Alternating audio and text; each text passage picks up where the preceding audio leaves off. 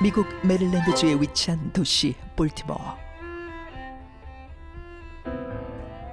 사건 사고가 많기로 유명한 이 도시에서 2006년 5월 16일 한 청년이 실종됐다. 아이고.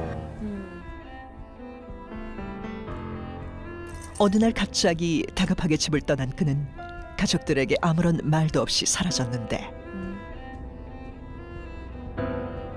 온 가족이 그를 찾아 나섰고 레이의 절친한 친구 보터 역시 친구를 찾기 위해 $1,000에 이르는 현상금까지 내걸었지만 야속하게도 레이에 대한 어떤 소식도 들려오지 않았다. 불길하다. 그렇게 모두가 슬픔에 잠겨있던 때 볼티모어의 오래된 호텔 벨베데레 근처에 있던 주차장에서 레이가 타고 나갔던 차량이 발견됐고 오. 레인. 사람들은 이를 중심으로 그 일대를 샅샅이 뒤지기 시작했다. 그리고 벨베데레 호텔의 바로 옆에 있던 폐쇄된 건물 옥상에서 정체불명의 구멍이 포착되었는데 어?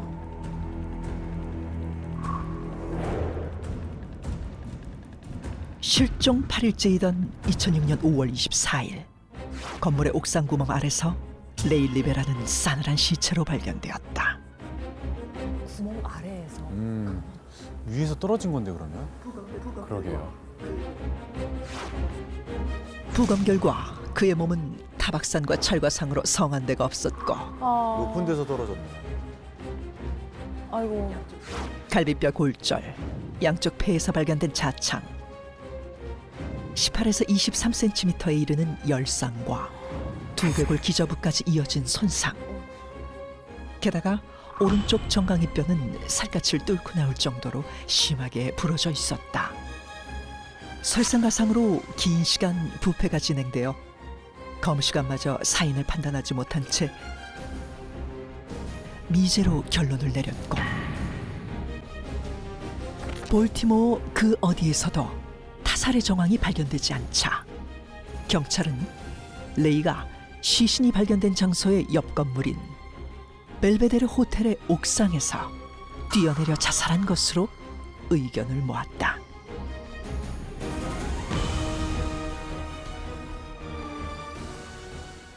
하지만 유가족은 경찰의 의견에 반박했다. 결혼한 지 이제 6개월, 한창 신혼의 단꿈에 젖어 있던 청년이 자살했을 리 없다는 것. 자살할 이유가 없지. 제일 행복할 시간인데.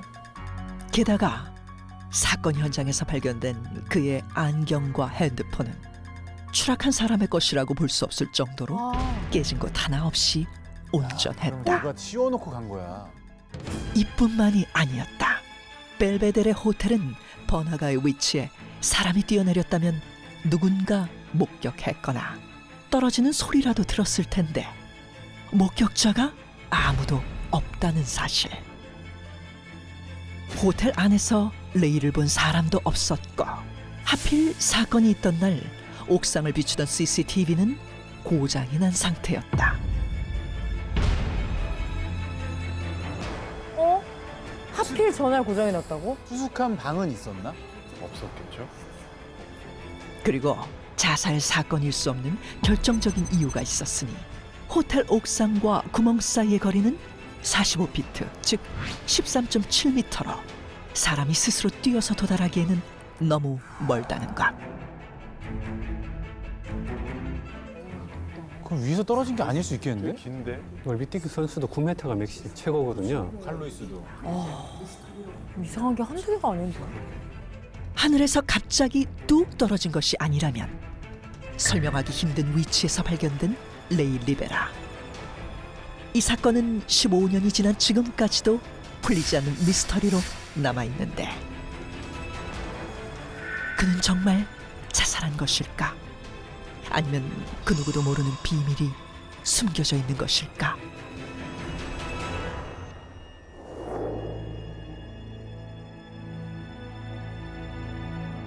자, 레이 리베라의 사건, 과학자분들은 또 어떻게 생각하실지 궁금합니다. 저는 일단은 자살이라고 생각하고 싶습니다. 왜죠? 왜요? 만약에 이것이 어떤 타살에 의한 일이었다. 누군가가 피해자의 목숨을 빼앗을 생각을 하고 일부러 이런 행동을 해서 목숨을 빼앗았다라고 생각을 한다면 이 모든 행동이 너무나 지나치게 복잡합니다.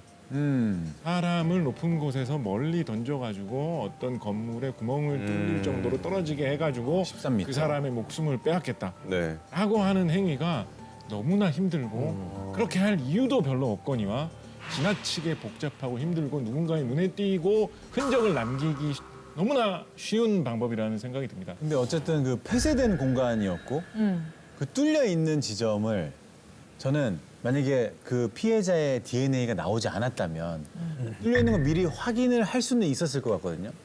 그리고 안경이나 폰이 전혀 깨져 있지 않았다. 그러니까 누군가가 죽여서 이렇게 하면 자살로 오해할 수 있겠다. 거기다 갖다 놓을 수도 있는 거 아닙니까? 그것은 사실은 한 가지 가능성으로 생각해 볼 수는 있는데요. 네. 제가 경찰이 자살로 판정을 내린 것을 보면 그 구멍을 통해서 추락했을 가능성에 대해서 뭔가 더 신빙성이 높게 생각할 만한 그런 정황 증거 정도는 있었을 거라고 봅니다. 그래서 저는 그 구멍을 통해서 추락한 것이 아까 뭐 사인은 좀 불분명하다고 했는데 어떤 그런 뚜렷한 다른 살해 방법이 명확하지 않은 상황에서 경찰이 추락했는 것 같다라는 정도는 어느 정도 확인할 수 있었다는 점으로 볼 때 그 구멍을 통해서 추락한 것은 사실일 것이고 그렇다고 한다면 굳이 누군가 살해를 하기 위해서 그렇게 복잡한 방법을 썼기보다는 자살일 가능성을 좀 더 생각해 봐야 되지 않겠는가 하는 것이 제 생각입니다. 저는 이 수사팀의 의견을 별로 신뢰하지 않습니다. 사실은 이런 사건을 수사를 하려면 현장에 존재하는 여러 현상들이 지금 이 죽음과 관련이 있는 것인지 없는 것인지가 먼저 분석이 되어야 되거든요. 그렇다면 그 구멍으로 사람이 추락을 했다면 미세한 물질들이 있는지 뭐 이런 것들이 검토가 돼야 되는데 있다는 전제로 아마 수사가 전개된 것 같습니다. 그래서 추락인데 그래서 하나씩 살펴볼 텐데요. 네. 우선 제가 이 와. 부검 보고서를 가지고 왔습니다. 네. 그래서 팩트에 의해서 우리가 하나씩 짚어본다면 이 양쪽 폐가 지금 절창이라고 되어 있습니다. 절창은 이렇게 찔리는 적입니다. 자창은 이렇게 베이는 적이죠.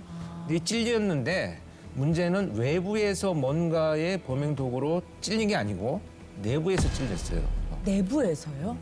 이건 전형적으로 뭘 의미하느냐. 갈비뼈들이 추락과 같은 강력한 타격에 의해서 부러질 때 날카롭게 칼처럼 되어가지고 내장 장기들을 많이 찌르는 네. 현상이 전형적으로 일어납니다. 그 다음에 그 사망한 사람의 왼쪽 이마에 부딪혀서 머리 골절이 다발성 골절이 있습니다. 근데 특이한 것은 오른쪽 다리 무릎 밑에 발목까지의 이 뼈가 동강이 나서 피부 밖으로 돌출을 한 상태입니다. 이것이 이제 결국은 아주 큰 충격으로 바닥의 지면에 닿았을 때 골절이 되면서 피부 밖으로 뚫고 나오는 이런 현상의 대표적인 상황입니다. 추락은 확실하네. 전반적으로 봐서는 추락사인데요. 저는 그래서 지금 추락의 위치가 굉장히 중요한데 이 구멍이 일단은 사망한 사람이 글로 구멍을 빠졌다라는 전제를 본다면 주차장 쪽. 왜냐하면 주차장 쪽에서 바닥까지가 한 6m 정도 된다고 지금 자료상으로는 되어 있는데 구멍을 자세히 살펴보면요. 동일하게 이렇게 뚫어진 게 아니고 한쪽 주차장면 쪽을 바라보면서 이렇게 하판이 좀 밀려 있는 형태로 약간 보이거든요. 사진상으로 본다면. 그래서 뭔가 여기에서 이렇게 뛰어내렸다. 왜냐하면 누군가 의식이 없는 사람을 던지거나 밀었다면 대부분이 이제 이렇게 높은 곳에서 떨어지니까 중간에 의식을 잃어가지고 자기가 꼿꼿이 떨어지는 경우는 사실 많지는 않더라고요. 그래서 의식을 잃어서 이렇게 무게중심이 등이나 머리에 있으니까 이렇게 평면에 내려와서 심한 경우에는 바닥에 있는 구조물 때문에 분리되는 경우들도 있어요. 그만큼 이제 좀 면적이 넓게 떨어지는데 이 구멍으로 봐서는 본인이 뛰어내려서 의도적으로 발로 디디면서 빠진 형태의 구멍이지 않겠느냐. 그럼 그게 작은 걸로 봤을 때 네. 꼿꼿이 선체로 거기를 통과했을 것이다. 네네. 아니 근데 천장이 뚫렸잖아요. 근데 저도 그냥 상식적으로 우리 집 천장이 뚫린다고 생각하면 이 천장이 무슨 종이장도 아니고 두껍지. 굉장히 두꺼운데 사람이 떨어진다고 천장이 뚫릴까도 근데 그러게요. 아까 네. 주차장에서 6m 정도의 높이라고 하셨죠. 6m에서 떨어진다고 천장이 뚫리나요? 그러니까요. 네. 천장 재질이 제일 중요할 것 같은데요. 사진상으로 얼핏 지나가는 저 모습을 보면 천장을 만든 저 재질이 아마도 그 소위 말하는 샌드위치 패널이라고 하는 재질이 아닐까 싶다는 그런 생각 들거든요. 샌드위치 패널이라는 것의 구조가 이제 금속판 사이에 샌드위치 형태로 그 사이에 뭐 플라스틱 재질이나 이런 재질에 열을 차단할 수 있는 재료를 넣은 것이 샌드위치 패널이라는 재질이거든요. 그렇기 때문에 누군가 의도를 하고 큰 충격을 가한다.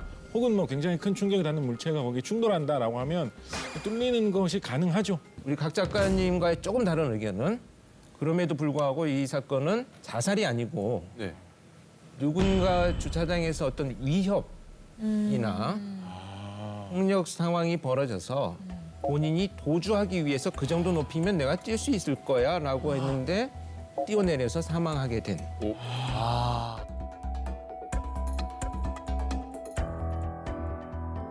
사실 자살이라는 점은 어느 정도 그럴듯하지만 왜 저렇게까지 했을까라는 점이 사실 좀 명확하지 않았거든요. 그렇죠, 그렇죠. 근데 저런 약간 타살과 자살이 좀 혼합된 듯한 마지막 자기가 뛰어내린 것은 자신의 의사이기는 했으나 그 뛰어내기를 결심하는 원인은 따로 있었다라고 한다면 뭔가 설명되는 듯한 느낌이 있거든요. 그러네요. 더군다나 예를 들어서 뭐 야간에 잘 안 보일 때 혹은 너무나 당황해서 이렇게 가늠하다 보면 높이가 그 정도가 안 되겠다라고 순간적으로 좀 착각했을 수도 있다는 그럴 수도 생각이 있지. 들거든요. 맞아요. 네.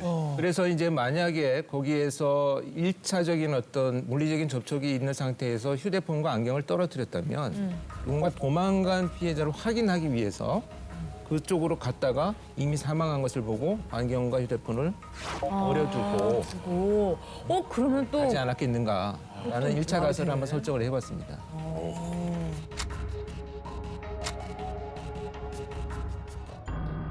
아니 그럼 정말 그렇다고 하면 일단 가해자 그 원인을 제공한 가해자가 레이를 자살한 걸로 위장시키려고 했다는 건데 네. 정창욱 교수님은 어떻게 생각하십니까? 예, 저도 기본적으로 누군가한테 쫓기다가 추락했다는 것엔 동의를 하고요.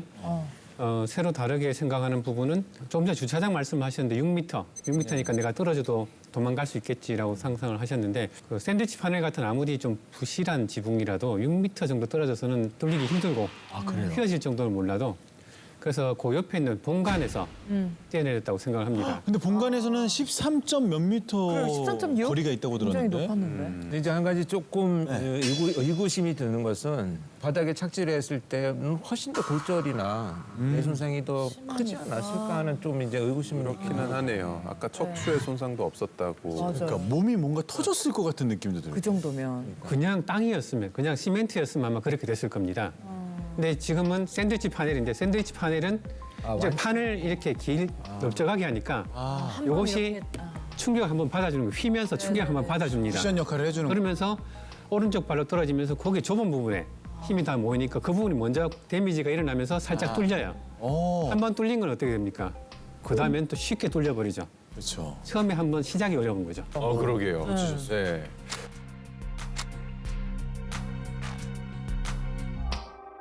그리고 저는 정창욱 교수님의 의견에 또 의문이 하나 생기는데요. 추락으로 지붕을 뚫을 수 있다고 해도 그 사람이 떨어질 때 보통 이렇게 일직선으로 떨어지잖아요.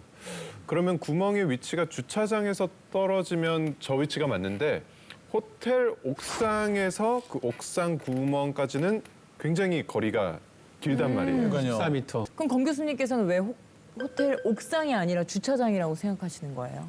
일단 첫 번째 제가 가설을 설정한 내용을 보면 이게 아주 계획적인 범죄는 아니거든요. 그렇게 본다면 호텔의 옥상까지 그 높은 곳을 올라갈 때는 굉장히 위험이 높아요. 목격의 위험, 또 도움 요청할 수 있는 기회들 네. 이렇기 때문에 물론 위협을 하고 올라가지는 않고 자연스럽게 둘이 올라갔을 수도 있겠지만 굉장히 부적절한 장소가 아닌가.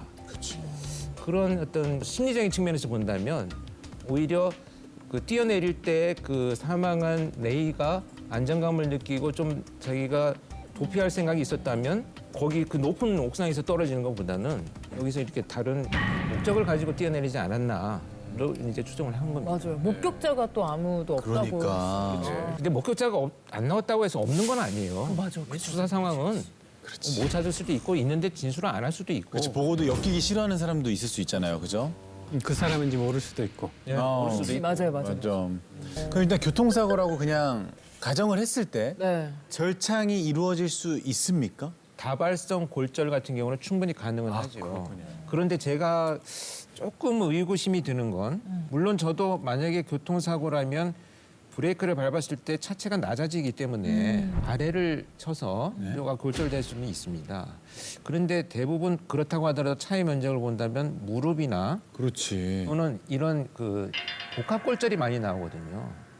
타격이 한꺼번에 되니까 여러 조각이 나는 경우들이 대부분 많이 나오고 두 번째는 자 여기 보시면 이 사망한 사람이 왼쪽 이마에 상처가 되어 있잖아요. 네. 여기를 쳤다면 이 몸이 이쪽으로 휘어지면서 오른쪽 머리가 차 앞유리에 닿아서 뇌가 골절을 일으켰을 가능성이 가장 높은데